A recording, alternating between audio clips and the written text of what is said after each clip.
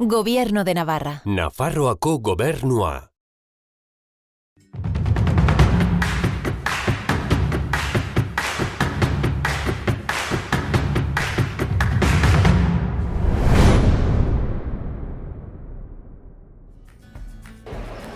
Kaixo guztioi eta ongi etorri, berriz ere, herriz herria. Gaurkoan Tuterara etorri gara, herriberako hiriburura. 36.000 biztanle inguru ditu eta gaurkoan horietako zenbaitekin hitz egingo dugu ea pandemiak hiriko bizimoduan zenolako eragina izan duen ezagutzeko. Beraz, besterik gabe, has gaitezen Tutera ezagutzen.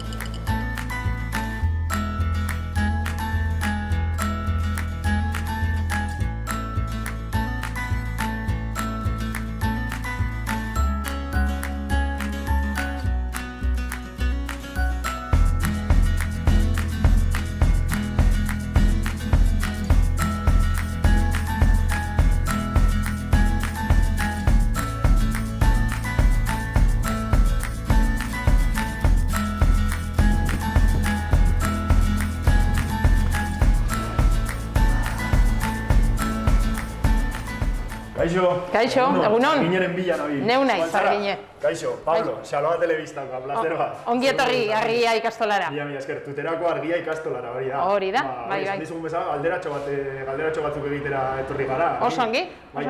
Zenbat denbora darama ikastola honek hemen, Argine? Ikastola sortu zen 84an, beraz, 37 urte, ja dagoeneko, bai. Zuk zenbat denbora darama? Nik 30 urte. 30 urte? Bai, gazte-gaztetxoa etorri nintzen, lanera, eta hementxe jarraitzen dut. Etorri zinen, beraz, ez zara Tuterako bazu? Ez, ni Ezkiokoa naiz, Gipuzkoarra, baina, esan bezala ia 30 urte, bai, Tuterarra ere, bai, Tuterarra sentitzen naiz, bai. Hori da.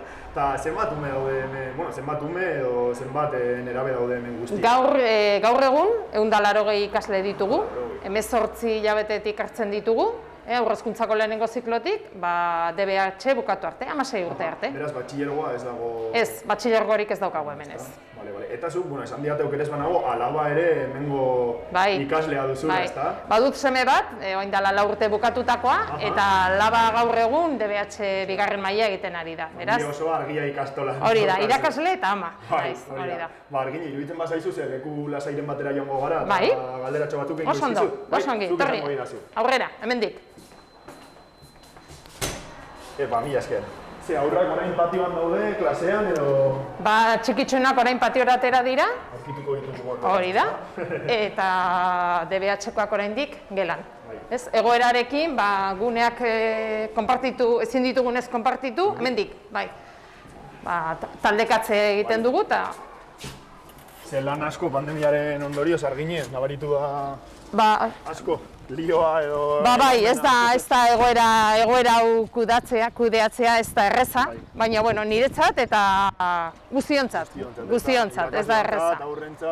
Baina, hau ere pasako da, eta ekingo diogu. Perfecto. Argine, eseriko gara igual hemendik eta elkarrizketa egingo gu? Ederki. Perfecto. Argine, hemen ja, ikastolako patioan lasai eserita gaudelarik galderatxo batzuk egiteko aprobetxatuko dut. Ederki.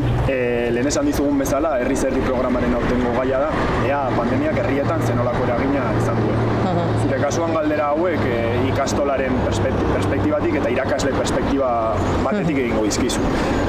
Orduan, egin nahi dizuan lehenengo galdera da, ea nolakoa izan den. Ikastolako irakasle bezala eta ikastola bezala pandemiak sortutako egoera hau, ezta?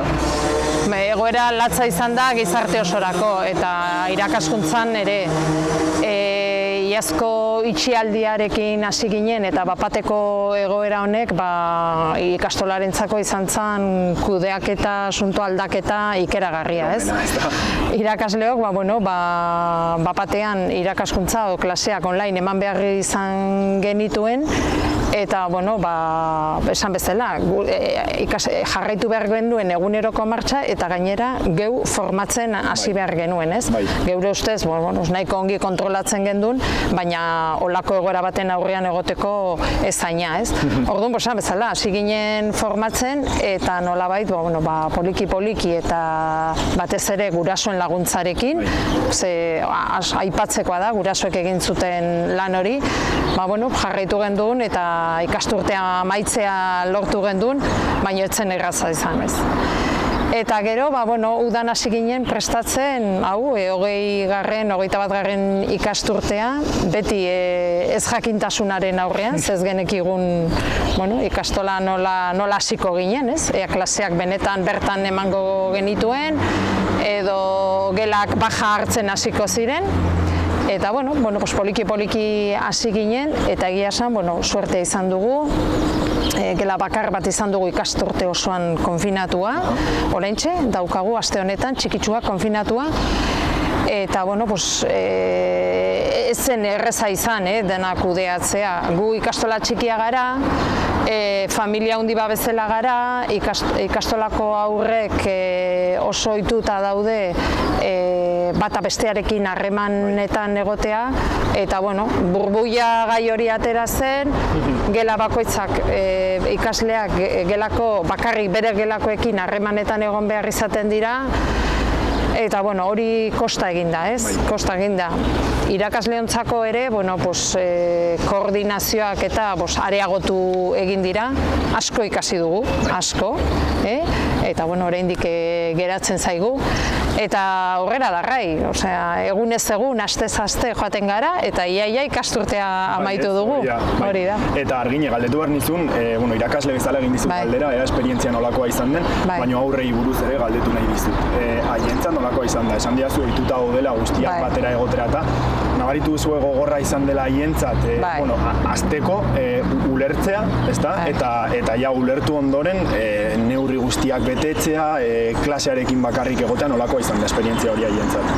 Irailean ikasleak etorri zirenerako prestatu genuen egokitze plan bat, ikasleentzako ere bapatean bakoitza bere gelan hortik iaia atera ezin da, bakoitza bere materiala, bere gauzak, bazan eromena, ez? Eta orduan prestatu gendun 15aldiko egokitzapen bat egoera honetan. Dana ziren arauak, danak ez ukitu, ez partekatu, ez, egoera hori kosta egiten da, jakina, ez? Eta ez da bat ere erraza.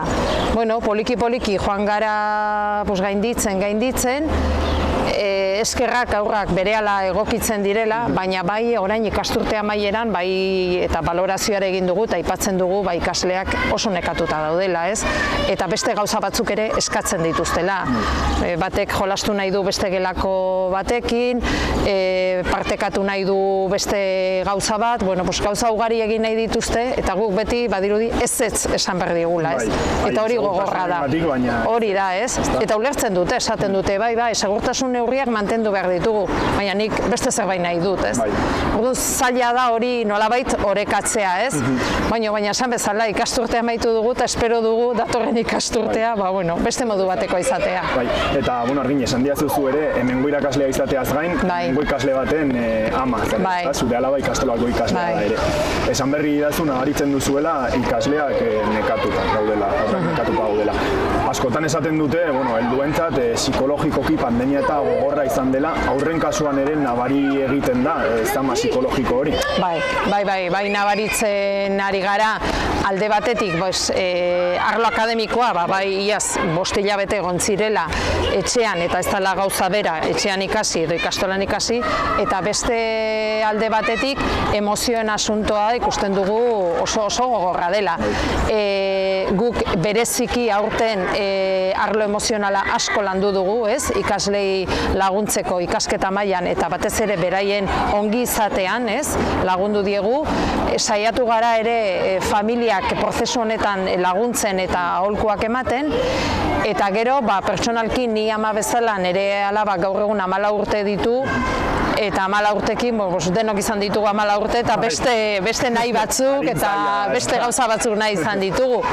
Eta esan bezala, beti ez hori ezin da egin, lasai iritsiko da momentua, iritsiko da eta ez da iristen, ez? Zaila da, pazientzia, baina bai gogorra da, noski. Eta zera, Argine, azkenean, pasaden kurtsoaren erdia, telematikoki egin zen. Hori da, bai. Zenetik amaiera arte. asko nabaritzen da klaseak presentzialki egitearen eta telematikoki egitearen artean. Bai, ez da gauza bera, presentzialki bertan egotea eta zuzenen ikaslekin aritzea edo telematikoki aritzea. Telematikoki ere saiatu izan gara, pila bat saiatu gea, baina ikasleen konzentrazio maila, ikasleen jarrera ere ez da berdin. Goizeko 9:00 ordenagailuaren aurrean jarri, zure bilera egin, gero zu bakarrik lanak egin, ez da gauza bera. Hori 24 ordu jarraian etxean egon da. Hori da. Eta etxeko giro danak ere ez dira berdinak, lehen esan dudan bezala gurasoek ere lan asko egin dute, baina ez da berdin. Guk, gure apostua beti izan da bertan, ez, presentzialki bertan egitea. Gutxienez kurtsoa hoia presentzialki egiten ari zarete, presentzialki amaitzen nahi da. Hemen ikusten ditugu aurrak konten, eta, esan bezala argin, espero dezagun egoera honek alik eta laizterren hobera egitea eta normaltasuna alik eta laizterren lortzea. Hori da.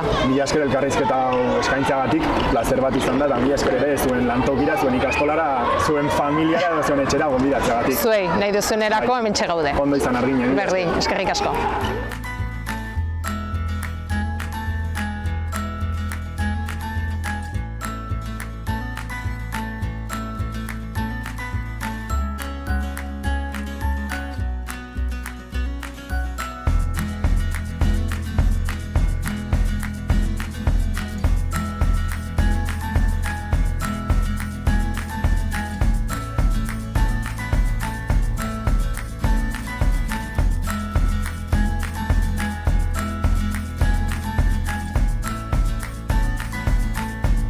Jaupa, mutil. Jaume.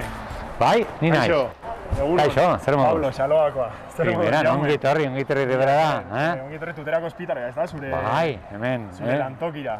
Riberako ospitalik onena, eta bakarra, baina bai. Zer moduz, lan askorekin azkenaldian edo? Azkenaldian normalago, Bai, normala, Azkenaldian bai, nabaritu benen bere garaian. Hori da, bai, orain. Txertoarekin asko zobetu. Nabaritu egiten da txertoaren... Hemen gogorra zen hori martxoan, apilan, lehenengo latuan.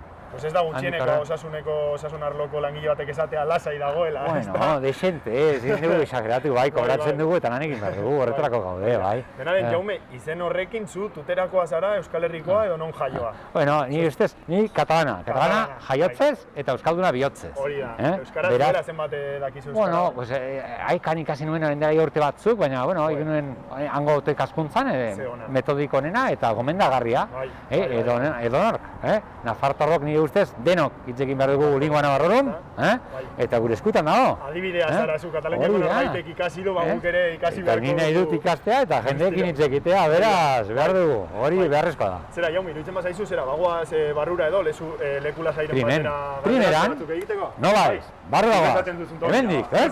Sarreraz da jartzen oraingoz, baina, barrura goaz.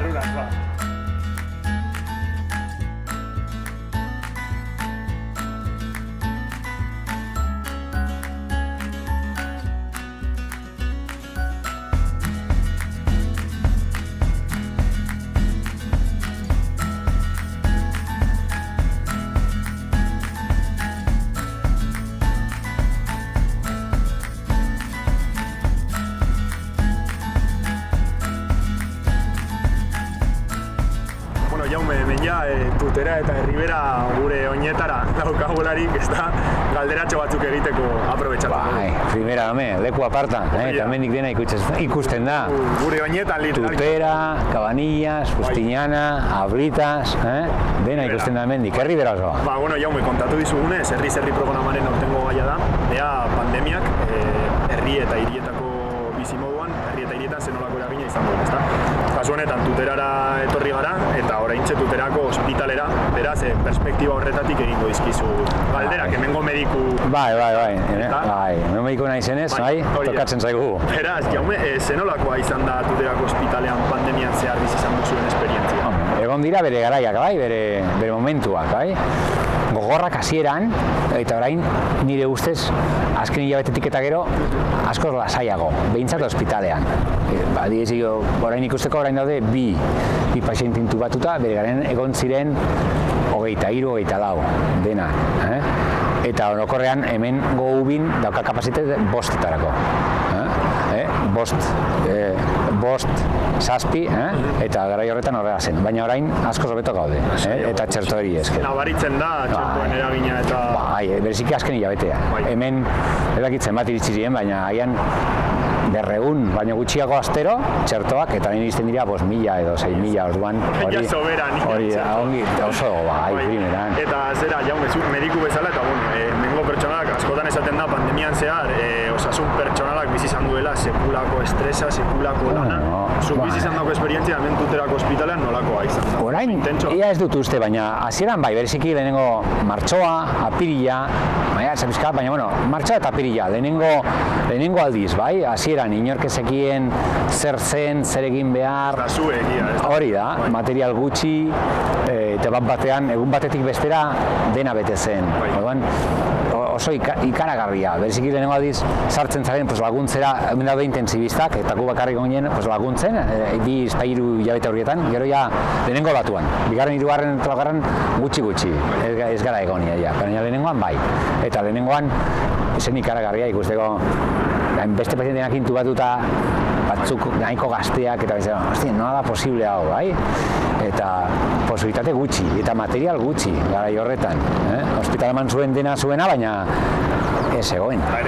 Hori, ala eta ere gutxi. Baina ikusi da honena eta txarrena, jende gaztea, bukatu berriak, eta lan egiten, eta ubin, eta eskarmenturik gabe, baina laguntzen eta hori, bai, primeran, eta gero, beste batzuk, agian bajak, eta etxean, orduan hori, uste dut nahiko deixente, hortako ginen, de hospital orokorrean bezala, eta eman genuen, dena genuen, hemengo erizainak, eguneko hospitaleko erizainak, etorri ziren ubira, edo hemengo fisioterapeutak joan ziren hotelera, COVID-ekin egoteko eta laguntzeko, bai, lagundu zuten, denak, orokorrean bai. Kasu batzuk izan ezik, orokorrean egia zan ikaragarria eta lan ona, desientekin. Esaten dizun bezala, azkenean, mediku, erizainak eta osasun arloko langileak normalean ari zarete zuen ezagutzarekin lan egiten, ez da? Baina COVID-aren kasuan izan da pixka bat ez jakintasunean aritzen, zerbait berria guztiontzat, nolakoa izan da esperientzia hau? Hasieran bereziki, azkenean zer egin genuen guk, ikusi paziente eta zin bazuen arnasa hartu, intubatzea, arnasa gailu batean kokatzea, konektatzea, eta garai horretan ez genekien antikoagulatu behar genuena, kortikoidek bai ala ez, bereziki hasieran, gero ja, hasi ginen hori jakiten eta egiten, eta maitzak askoz hobeak izan ziren, edo askoz hobeto. Uste duzu pandemiak balio izan duela osasun arloko langileentzat ikaskuntza bezala? Bai, eta denontzat, eta azkenean orain arte tratamentu da kortikoide eta oxigeno eta antikoagulatu. Azkenean ez dago ezer gehiagorik eta txertoa da bide bakarra, eta argi eta garbi hemen nabehitu da jendea txertatuta dagoela. Hemengo pertsonala, eta hori nabeitzen gara gure artean, orain ja deitzen badizute, intubatzeko, lehenengo aldiz jartzen zarenen jestoan edo trajea, lehenengo intubatzen zuen lehenengo positibo, zer den hau, baina orain ja egiten dutu errutunak gisa, eta gu iaia astuta daukagu hori, oso nahiz benka eren gara orain. Normaltasunarekin? Kirofan orain, ez da nahiz benka FP batekin, egiten pazienteak PCR egin da gu baita ere arraroa da.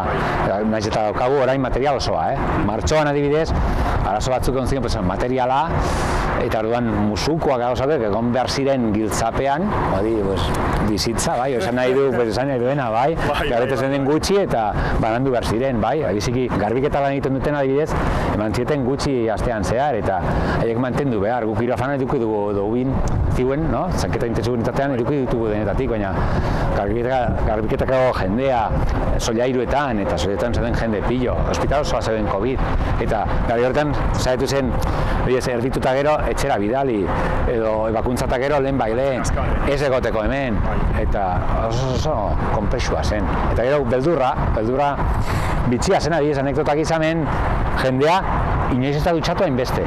Bai, iaia bukatu zen gela. Eta hemengo langileak etxera joan baino lehen dutxatu, bai, eta noiz benka intubatu eta gero, baita edo, bai, musukoak fan, edo iritsi etxera eta, bai, garajean, bai, arropa dena, bai, no, pues lisiba, zapatak kendu arropa, bornosa dutxatu berriro, bai, umeak ikusi baino lehen, bai, beldur horiek, baina orain hori historia bizka bat da, bai. Langilei buruz galdetzen ari dizut, baina pazientei buruz ere galdetu nahi dizut. Psikosi, hasieran egon zen psikosi orokortu horri buruz ez da. Nabaritu egiten zen jendean nolabait dotasun horren barnean zegoen. Beldura handia eta batzuk ez zuten ulertu zergatik eta zergatik haiek, bai, agian bidai bat lagunekin eta bat batean edo familia osoa edo familia eta batzuk ingresatuta edo batzuk hilda eta beste batzuk etxean eta dexente, bai, eta agian, hasieran posible zen bizitak egitea gero ia ez, eta hobeto zen horrela, bestela ospitala foko bat izan zen bere garaian. Eta orduan pelagian ditzea eta hitz egitea norbait giltzorian zegoenen semearekin, bai, edo aian gazte bat, bai, edo orduan hori beti, bai, impresionatzen, hori zebaiko gorra, baina jendea oso ongi erantzun zuen. Gero, bai, eta enpresa batek eman zigun baita ere sakelo telefonoak, gero pazienteko baldin bazen den pizkat hobeto, gero haiekin hitz egiteko, bai, bideodeialdiak egiteko, edo gauzak, eta erizainak zensorretan primeran, eta auxiliarrak, eta denak portatu ziren dexente. Islatu egiten da. Bai, arazorik gabe, eta hori zen polita, bai, eta denborarekin hobeto den, no? Eta bukatzeko Jaume, galdetu nahi dizut, osasun autoritate bezala, mediku bezala edo, zenolako mezua emango zeniekeen, tuterako herritarrei, baina herritarrei orokorrean oraingo egoera. Nire ustez, beharrezko da zaintzea eta musuko erabiltzea, bereziki leku itxietan eta bai, beste jendearekin, bai, ez basaude bizitzen haiekin, bai, erabiltzea eta zaintzea behintzat txertatu izan arte eta denok txertatu behar dugu. Bestela, gure kasuan hemen dakau irakurle taldea eta gu utzi dugu joaten, eta gana joaten gu baita ere, hasieran bai, beldura handia eta ez dugu egiten. Eta gaintzako horiek, kontuko horiek, zaindu behar ditugu denok. Guztion artean egin behar dela esfortu. Bai, bide bakarra da, eta txertoa da bide bakarra, argita garbi, eta hori ikusten da, orain bertan ospitalan ez du ikusten jende zaharra, txertatu daudenak ez dira etortzen, bakarrik etortzen dira, 50, 60, txertatuak ez daudenak, oraingoz, hori da jaso behar dutena, eta horiek dira ingresatzen dira oso gazteak eta oso gogorrak baita ere, eta horiek daude hiltzorian, bai, orduan, hori da, egin behar dugu. Ikusleok kasu egitea eta erantzukizunarekin aritzea. Denon ardura da, hori izfere dugu. Jaume, mila esker zure lantokira gonbidatzeagatik eta elkarrizketa hau eskaintzeagatik, eta mila esker zuri eta osasun arloan aritzen diren langile guztiei egin duzuen lan eta egiten duzuen lan hain garrantzitsua. Arazorik, arazo izpirik gabe, Zenetako plazerra izan da, Jaume, mila esker eta ondo izan. Zu, eskeran hitz, eta aztan entzatuen duzuen bezala, bai? Primeran, ongi torri tutera.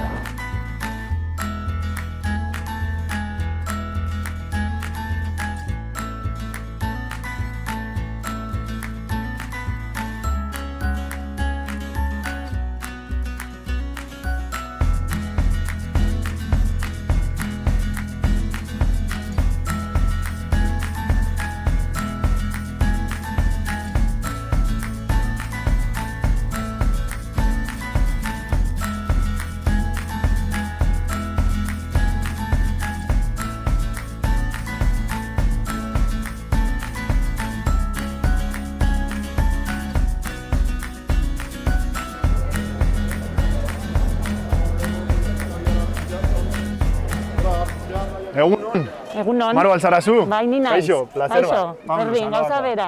Ongi etorri, ongi. Aekako, tuterako Aekako irakaslea zara. Bai, tuterako, herriberako Aekako irakaslea, bai. Tuteran ibiltzen gara, klaseak ematen, baina baita hainbat herrietan ere. Eta zera, Maro, zu tuterakoa zara, hemen jaio? Ni gipuzkoarra naiz, ni arrasatekoa naiz, eta baina, hemen daramatzat, nik uste ja 27-28 urte Ia direla. hemengoa, ez da? Bai. Erdi tutera. Bai. Bueno, hemengoa ia, edo erdi hemengoa izan da, Maru, ze iruditzen zaizu bueltatxo batera ematera bagoaz, eta erakusten diazu pixka bat, ez da? Bai, horixe, guazen, aurrera, bai. Bai, eta, bueno, zera galdetu behar nizun, Maru, arginerekin, argia ikastolako arginerekin egon gara, eta pixka bat, bueno, herriberan euskararen egoerari buruz eta galdetuta, esan dit zoiik, bueno, tuteran 3%ak hitz egiten duela euskara, ez da? Bai. Bueno, lan horretan dihardugu urteak eta urteak, ni hona etorri nintzenean oso giro polita zegoen euskararen inguruan, jende asko etortzen zen euskara ikastera. Gero urte batzuetan joera horrek berantzko joera hartu zuen, baina azken urte hauetan, bueno, pizkanaka, oso pizkanaka, bueno, pues bagoaz poliki gorantza. Uste dut hor, gure agintariak, gure politikoek, badutela egiteko lana, momentuz kontrako jarrerak ere ikusten ditugu, bai. Eta orduan ez da erreza izaten, baina gu gure lanean dihardugu eta saiatzen gara jendea erakartzen, jendea animatzen eta esan dizudan bezalaxe, gorantzko joeratxo bat edo azken urte hauetan nabari izan dugu. Oso garrantzitsua da, Euskal Herri osoan, euskaltegiek ikastolek egiten duten lana, igual bereziki herriberan bereziki garrantzitsua, ez da? Bai, gainera guk ikusten dugu, jendeak ikasi nahi du. Ikusten dugu, gogoa daukate, gero, urteak inbertitu behar dira, esfortzua egin behar da, arloen ekonomikoan ere esfortzu bat da, naiz eta orain beka batzuk jasotzen ditugun, eta bar, herrigorak ere laguntzen gaitu. Baina, poliki-poliki, jendea animatzen doa, eta gu horretan buru belarri. Hori da, gutxinez goraka badoa, gutxinaka bada ere, hori da garrantzitsua. Eta zera, Manu, esan dizugun bezala, herri programaren aurtengo gaia, da ea pandemiak herrietan zenolako eragina izan duen. Kasu honetan tuteran, ez da? Eta zuri galdera hau, AEK-ren perspektibatik eta AEK-ko irakasle bezala egingo dizut. Nabaritu egin duzue zuen lan dinamika? Bai, iaz izan zen oso urte arraroa, kursoa zita zegoen eta martxoak aldera badakizu, denak etxean gelditu behar izan genuen eta dena hankaz gora jarri zitzaigun, norberaren bizitza eta gero AEK-aren antolamenduan ere eragina izan zuen. Nola ez, denetarik bizi izan genuen iaz, esan adut, bai guk, bai gure ikasleek. Ez jakintasun orokorri hori, ez jakintasun orokorri hori, beldurra, hainbatek, hainbat ikasle gaixotu dira, familiartekoak, esan nahi dute egoerak, ez dira oso, esan nahi dut latzak izan dira, bai. Baina, guk beti buruan, aurre egin behar geniola egoerari, eta eskaintzen genuen zerbitzu hori, bai ala bai, kostala kosta, jarraitu behar genuela klaseekin, ikasleen ikasprozesuarekin, eta kostata, baina nik uste lortu genuela kursoa amaitzea. Osa, telematikoki aritu ginen, euskarri guztiak erabili genituen, WhatsAppa, mezuak, hainbat plataforma, orain hau gero bestea. Eskuratzen dituzten tresna guztiak. Bai, eta batez ere ikasleak, kontuan izan da ikaslearen baliabideak, ze hori da bestea. Orduan, bakarkako zera zen, zuri horrela bidaliki eskizotetxeko lanak, alak ordutan, esan nahi dut, saiatu izan gara. Personalizatua nola baita. Bai, taldeak mantentzen, esan nahi dut, telematikoki bazen ere, taldeetan eta aritzen ginen, baina gero, bakoitza bere ñabardurarekin. Eta buruan beti ikasturtea bukatu behar genuela, eta bukatu genuen. Eta ikasturte hau nolakoa izan da? Presentzialki hasi zarete hasieratik eta presentzialki jarraitzen duzu? Bai, hasi gara presentzialki eta horrela jarraitzen dugu, talde handiak batzuk banatu behar izan ditugu, ezarrita dauden kopuruak eta betetzeko, baina presentzialki ari gara, aurrez aurre. Dator, Maru, guazen honan. Bai, kontuz. Bai.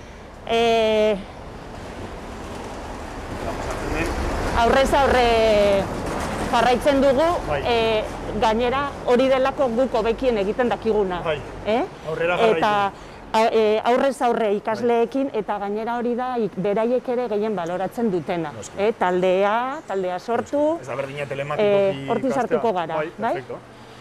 Orduan beraiekin egon, taldeak osatu, astean bitan elkarlanean aritu, eta eta horrela, ari gara, bai. Eta zera, gero, AEK-aren puntu garrantzitsu bat, barnetegia dira. Bai. Horren inguruan, zenolako egoera dago pandemia honekin? Etxita gaude, ze duela 2 urte azkena egin genuen, guk egiten duguna izaten da asteburuko barnetegia.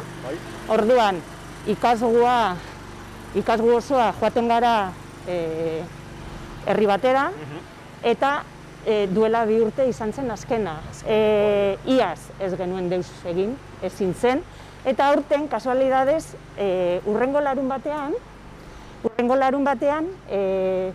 halako jai egun batero antolatzen ari gara. Egun osoko programazio bat, eta hor txertatzen ditugu, klase ordu batzuk, gero txango txiki bat, gero ginkana bat, eta larun batean hori egiteko asmoa daukagu. Egun bateko barnetegi baten antzekoa. Bai, egun batekoa, eta gero ekainan, ikasturteari bukaera emateko asmoarekin edo, herri euskaldun batera joanen gara txango bat egingo dugu, eta egun pasa joango gara.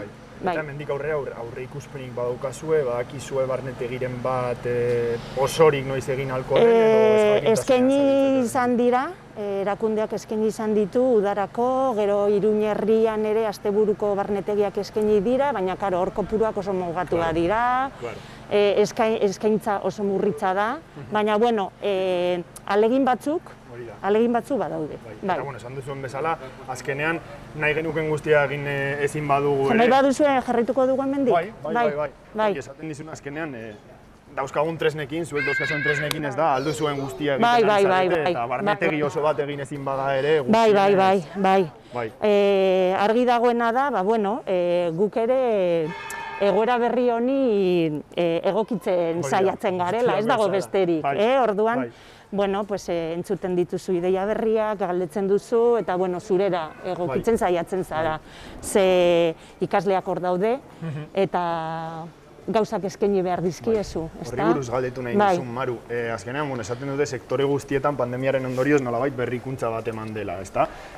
Azkenean, modu berriak asmatu dituztela, beren lanarekin jarraitzeko eta AEK-aren kasuan motorretako berrikuntzarik egon alda, ez da, buelta ematea egoerari. Hombre, nik uste dut, eta jakinda guri aurrez aurrekoa gustatzen zaigula, ikusi dugu badirela beste modu batzuk.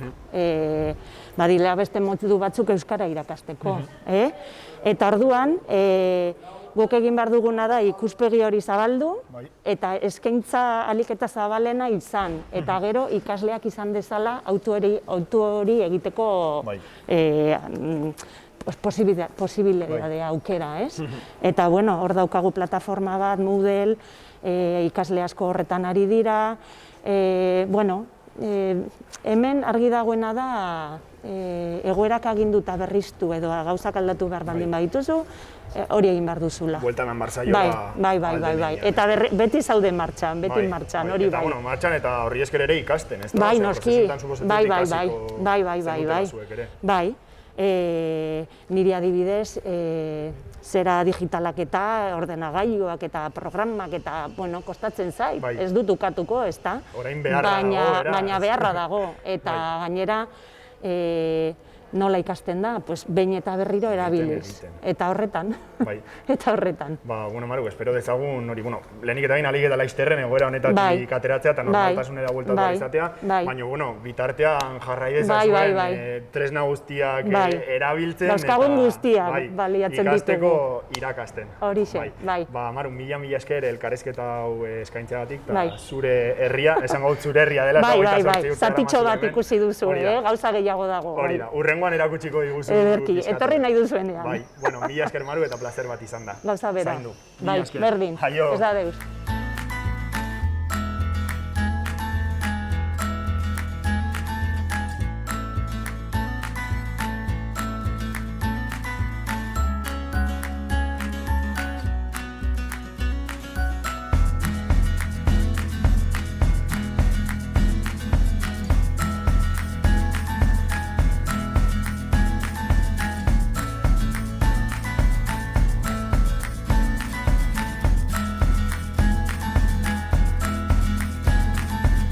Bukatu da gure egitekoa Tuteran. Oso pozikoaz, herriberako hiriburua, baina batez ere bertako jendea eta haien istorioa ezagutzeagatik.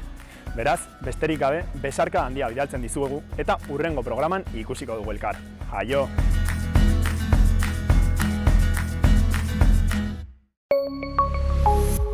Gobierno de Navarra. Nafarroako Gobernua.